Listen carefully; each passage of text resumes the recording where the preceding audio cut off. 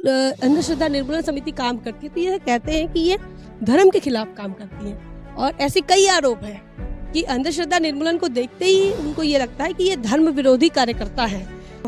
महामानवाचे व्यसन मुक्तीवर विचार, आप ये देखिए, इसका मतलब ये मराठी में किताब है। आप असं आहे का, आप सांगितलं आहे की व्यसनमुक्त जीवन जगूया, तर याकरिता कोणत्या कोणत्या महामानवांनी काय सांगितलं, किसने बताया कि भारत का संविधान है वो कलम 47 बताता है कि हमारे जनता का जो पोषणमान रहनीमान उनका जो जीवन कैसा चलना चाहिए।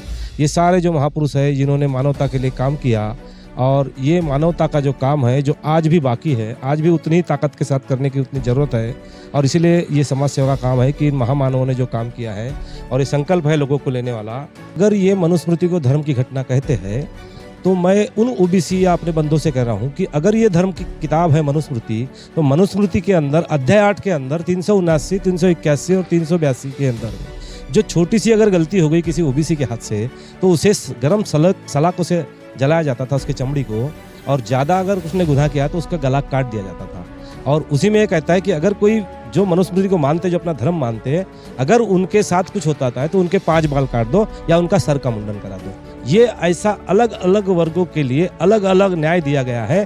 तो ये तो अगर धर्म उनका होगा तो वो मानते बैठे, हम उसके लिए कुछ नहीं करते। तो जय भीम, मैं हूं इंजीनियर स्नेहा और आप देख रहे हैं नेशनल चौपाल। बता दें कि महाराष्ट्र के अंदर अंधश्रद्धा निर्मूलन समिति लगातार काम कर रही है और कई सालों से हम इसे देख रहे हैं। और अंधश्रद्धा निर्मूलन समिति मुख्य तौर पर जादू टोना विधायक को लेकर काफी चर्चा में रही थी। महाराष्ट्र के अंदर यह जो कानून है यह पारित हो चुका है और यह कानून बहुत ही मजबूत और ताकतवर है महाराष्ट्र के अंदर। इसी के आधार पर, इसी को आधार मानकर अंधश्रद्धा से संबंधित किसी को भी हम आरोपी नहीं बना सकते, किसी पर हम ये आरोप नहीं लगा सकते हैं कि चाहे फिर उसमें भूत बाधा हो, और चाहे तमाम जो अंधश्रद्धा से संबंधित है वो कोई भी आरोप नहीं लगा सकते। और ये चीज़ सिर्फ महाराष्ट्र के इस वैज्ञानिक और पुरोगामी विचार को मजबूत बनाती है।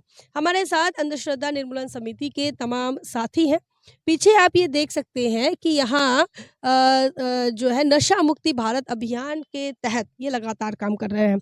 बता दें कि अंधश्रद्धा निर्मूलन समिति और नशा मुक्त भारत अभियान, इनके काम करने वाले जो साथी हैं, इनसे आज हम बातचीत करेंगे। सबसे पहले आपको बताएं कि अंधश्रद्धा निर्मूलन समिति का राज्य अधिवेशन होने जा रहा है और आप ये जो देख सकते हैं, और इसमें इन्होंने संविधान जागर राष्ट्रीय परिषद, इसका मतलब संविधान को लेकर वह जन जागृति फैला रहे हैं। और ये 35 वर्ष पूर्ति निमित्त, तो ये 35 साल इनकी संगठना को हुआ है, ऐसा ही है। और इसी को आधार मानकर ये संविधान को लेकर जन जागरण भी फैला रहे हैं, नशे को लेकर, नशाबंदी को लेकर भी जन जागरण फैला रहे हैं। तो सबसे पहले ये जाएंगे, आपका ये जो अधिवेशन है 3 दिवसीय अधिवेशन दिखा रहा है, क्या मकसद है इसका? मैं पहले अब मेरा परिचय देता हूँ। मैं गौरव आलने, महाराष्ट्र अंधश्रद्धा निर्मूलन समिति नागपुर जिला कार्याध्यक्ष हूँ तथा नशाबंदी मंडल महाराष्ट्र राज्य का जिला संगठक हूँ। 35 साल अंधश्रद्धा निर्मूलन समिति अविरत समाज में जन जागृति का काम कर रही है, नशे के खिलाफ है, और ऐसे 16 विषय है जो स्टूडेंट को लेकर है, जो बुआबाजी, जो फसवेगिरी है, जो हमें गुमराह करते हैं बड़े पैमाने पे, उस खिलाफ में हमारी लड़ाई जारी है। ये 35 साल में हमने जितना भी काम किया है वो काम हम शॉर्ट 3 दिन में अधिवेशन के तौर पे बताने वाले हैं। संविधान परिषद है, वहाँ पे संविधान के बारे में क्या क्या हम जन जागृति करते हैं। पहले तो संविधान दिन लोगों को मालूम नहीं था, जो 26 नवंबर को मनाया जाता है। वो सबसे पहले महाराष्ट्र अंधश्रद्धा निर्मूलन समिति ने 2007 में पहली बार संविधान दिन मनाया, और तब से अभी संविधान जागर महोत्सव 2 महीने का चल रहा है।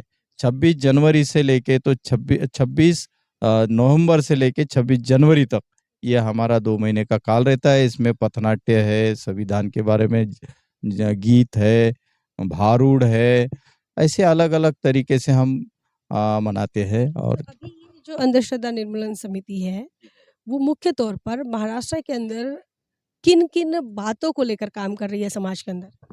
जो जिसे हम कहते हैं कि दिशा भूल करना, वैज्ञानिक दृष्टिकोण फैलाना, ये महाराष्ट्र अनिसा का पहला काम है।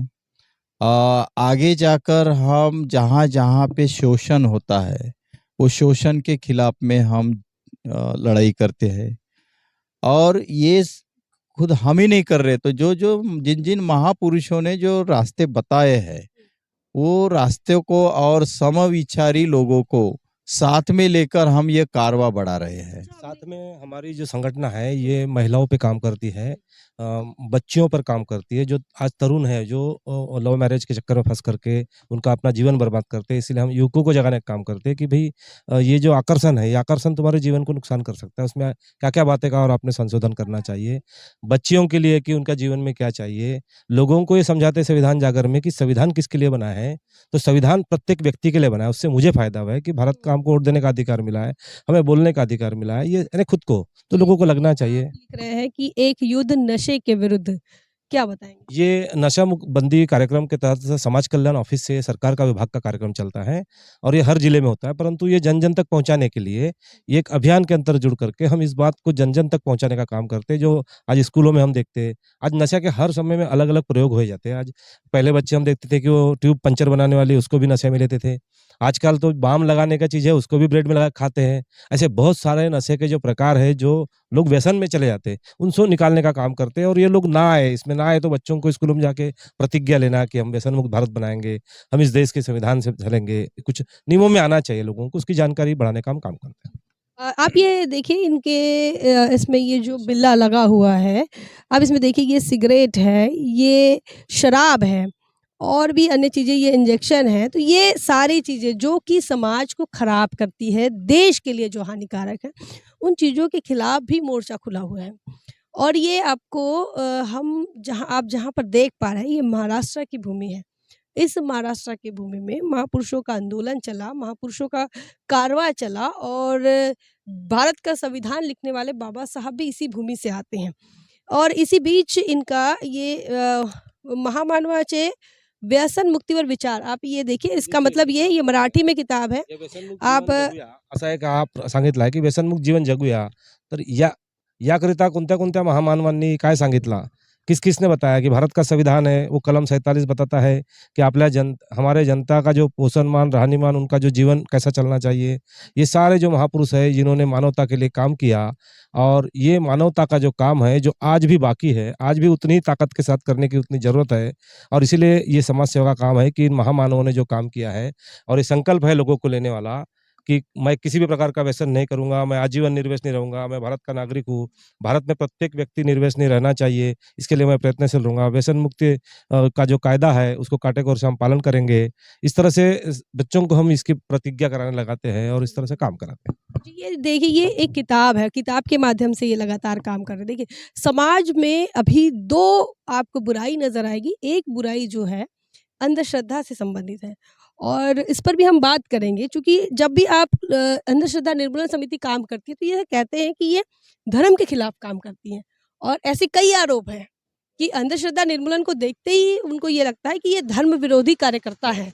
तो ये एक आरोप है, क्या कहेंगे? फिर आगे और बात करेंगे। इसमें ऐसा है कि धर्म के नाम पे जो गुमराह किया जाता है, उसके खिलाफ है हम, धर्म के खिलाफ नहीं है।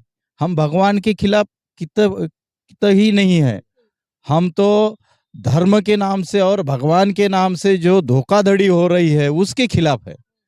जहाँ-जहाँ धोखाधड़ी होती है, वहाँ हम उसको मिटा के रखते हैं, कानून के सामने लाते हैं, पुलिस केस करते हैं और अभी तक के 300 से ज़्यादा बाबा लोग को हम महाराष्ट्र अंधश्रद्धा निर्मूलन समिति ने अंदर डाले हैं।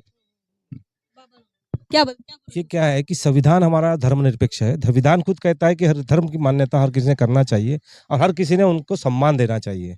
तो ये सम्मान हमारे देश में हम देखते हैं, कोई हिंदू मुस्लिम करके उनको लड़ाया जा रहा है, जबकि जो हमारा देश है ये भारत के संविधान से चलना चाहिए। मगर हम समाज को कहाँ लेके जा रहे हैं? आज हम देखते हैं कोई मस्जिद को मानने वाला है तो मंदिर वाला बोलता है उसके अंदर मंदिर है हमारा, और फिर उसको खोदने की बात करता है। फिर बुद्धिज्म आ जाता है कि भाई उसके अंदर बुद्ध है। तो ये देश हम कहाँ लेके जा रहे हैं?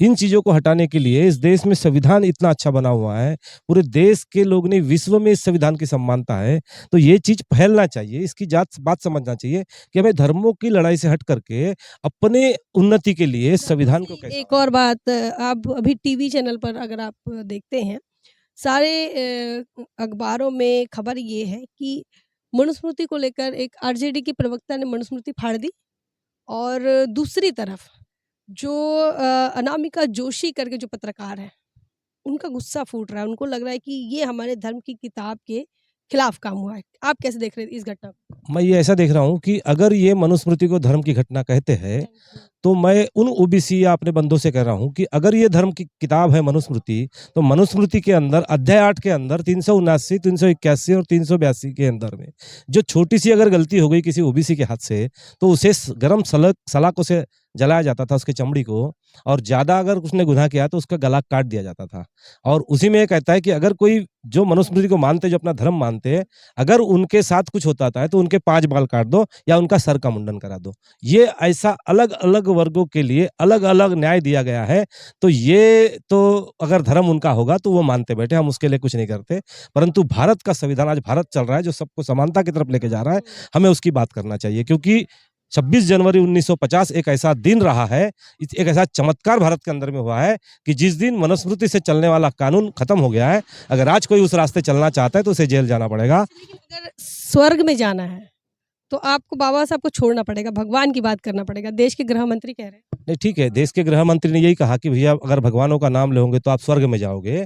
तो मेरा मानना है कि 3000 सालों से हमारा समाज, हमारा ओबीसी समाज, एससी समाज, ये भगवानों के नाम लेते आ रहा है, ये तो स्वर्ग में गया नहीं। परंतु हम संविधान की जब हम बात करते हैं, अम्बेडकर की जब बात करते हैं, तो आज हम जब तेली समाज के थे, तो आज हमको तेली का धंधा छोड़ के हम पढ़ाई करके इस देश की व्यवस्था में जा सकते हैं। आज मेरा बेटा खुद अधिकारी बना हुआ है, आज हमको चुनाव में वोट डालने का अधिकार मिलता है, हम ग्राम सभा में सरपंच अपनी गांव की बनाते हैं, हम इस देश की पंचायत में अपना सरकार बनाते हैं, जिला में अपनी सरकार बनाते हैं। 3 सरकार हमको गांव में बनाने का अधिकार संविधान देता है। मरने के बाद क्या स्वर्ग नहीं मिलेगा? देखो, मरने के बाद अगर ये बोलते हैं कि पुनर्जन्म होता है, तो शायद मैंने तो आज तक देखा नहीं। मैंने पढ़ा है कि कोई भी अगर पेड़ का बीज हो, अगर वो जल जाए तो उसका दोबारा झाड़ पैदा नहीं होता है। तो इंसान भी जब जल जाता है, मर जाता है, तो पुनर्जन्म का सवाल ही नहीं। ये हमारे सिर्फ गलतफहमी में लग करके तुमको पिछले जन्म का पुण्य पाप बता करके इस जन्म में पुण्य करो तो अगला जन्म अच्छा होगा। पर संविधान कहता है कि तुम इसी जन्म में अगर अच्छा काम करोगे, इसी जन्म में स्वर्ग ले सकते हो। और स्वर्ग का अनुभव हम देख रहे हैं कि हम हर आदमी आज कार से घूम रहा है, हर आदमी एरोप्लेन से उड़ रहा है। तो ये स्वर्ग की बातें आज तुम्हारी धरती पर हो रही है, तो संविधान के रास्ते हो रही है। कैसे देख रहे हैं अनीस के माध्यम से स्वर्ग नर्क की जो संकल्पना है, इसको आप कैसे देख रहे है ना, ये सही बात है कि ये दिशा भूल की जा रही है, गुमराह किया जा रहा है, ताकि ऐसे ही गुमराह में फंसकर पूरी जनता अनपढ़ रहे, गंवार रहे और ये अपनी रोटी सेकते रहे, इनका राज चलते रहे। लेकिन हम ये बर्दाश्त करने वाले नहीं है। हम लोगों को सतर्क करेंगे, हम वैज्ञानिक दृष्टिकोण बताएंगे, तो लोग अपने अपने ही स्वर्ग नरक छोड़ देंगे। हैं? देखिए, यहाँ लगातार जो है लोगों को अवेयर करने के लिए, जागरूक करने के लिए संगठनाएं काम करती हैं। उन संगठनाओं के साथ ही हमारे साथ थे। यहाँ भारत के संविधान की कलम 47वीं ये कह रही है कि भाई आप नशा मुक्त रहिए और इसी से जो राज्य है उसका कल्याण होगा। इसी के बाद आप देखिए संत तुकडोजी महाराज है, जिन्होंने इस बात को लेकर, नशा मुक्ति को लेकर उन्होंने अपने वाणी से लोगों में प्रचार और प्रसार किया। सारे महापुरुषों को दिखा रहे हैं, चूँकि महाराष्ट्र ये संतों महापुरुषों की भूमि है। संत गाडगे महाराज है जो कि धोबी परीट समाज से आते हैं और महाराष्ट्र के अंदर वो ओबीसी में आती हैं। तो उन्होंने भी दारू को लेकर, शराब को लेकर उसका विरोध किया है। उन्होंने पिता का विरोध किया है कि अगर पिता ने शराब पी है तो उसका जो गलत परिणाम है वो बच्चों पर हो सकता है। वहीं संत रविदास महाराज उत्तर भारत के सबसे बड़े संत, उन्होंने भी कहा कि रविदास मदिरा का पीजिए जो जो चढ़े उतराए, नाम महारस पीजिए जो चढ़े नहीं उतराए। उनका ये कहना है कि मदिरा क्यों पीना है, वो आपको धुंध करती है, बेहोश करती है। अगर आपको पीना है तो अच्छे कामों का, या उन्होंने भगवान का नाम कहा है, तो उनका रस पियो, जिससे आपको क्या मिलेगा, जिससे आपको अच्छे मार्ग की तरफ जाने का रास्ता मिलेगा। संत कबीर महाराज ने इस बात का विरोध किया है, संत गुरु नानक साहब ने मना किया है पैगंबर साहब ने मना किया है, संत तुकाराम महाराज है, संत छत्रपति शिवाजी महाराज है, महाराष्ट्र की अस्मिता जिन्होंने बनाए रखी, ऐसे हमारे राजा छत्रपति शिवाजी महाराज इन्होंने भी इस बात को लेकर विरोध किया। बाबा साहब अम्बेडकर ने भी कहा कि अगर पति दारू पीकर आता है या भाई दारू पीकर आता है तो उसे खाना ना परोसें। ये हमारे महापुरुषों की कही हुई बात है। महात्मा गांधी इनका भी विचार है शराब को लेकर। तो ये मुख्य बात इसलिए बताई जा रही है क्योंकि जब भी हम बात करते हैं पुरोगामी विचारों की तो उसमें बदलाव की ज़रूरत होती है। वहीं आप सावित्रीबाई फुले शिक्षा की देवी सावित्रीबाई फुले ने विरोध किया है। आप यहाँ देखिए दूसरी तरफ जो है ये वर्धमान महावीर है और इन्होंने भी जैन धर्म के संस्थापक है, इन्होंने भी विरोध किया है। ये आप देखिए मोहम्मद पैगंबर साहब ने भी फरमाया है कि जो लोग शराब पीते हैं उन पर लानत फरमाई है। वहीं प्रभु ईसा मसीह इन्होंने भी इस बात का विरोध किया है। इसी के साथ तथागत गौतम बुद्ध ने भी जब बुद्धिज़्म दिया तो उसका भी जो आधार है वो नशा मुक्ति है और आप ये देख सकते हैं। और उन्होंने ये कहा है, आप उनके पंचशील को अगर आप देखते हैं तो पंचशील में भी तथागत गौतम बुद्ध ने ये कहा है कि शराब से दूर रहने की बात कही है। बाबा साहब अम्बेडकर ने उसे फिर सुधारा 22 प्रतिज्ञाओं के माध्यम से। वहाँ पर भी शराब को लेकर समाज से उन्होंने आह्वान किया है कि शराब ना पी जाए। तो ये समाज को खराब करती है। समाज में यह एक कलंक ही है और ख़ासकर ये दलित आदिवासी पिछड़ों के लिए तो बहुत बड़ा कलंक है जिससे समाज को नुकसान होता है।